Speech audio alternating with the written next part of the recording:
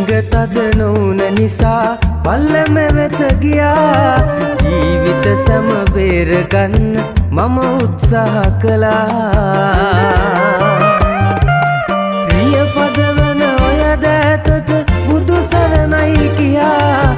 ජීව අයම එත කියාවි මග මරුවා කියා. ජීව අයම එත කියාවි මග මරුවා කියා.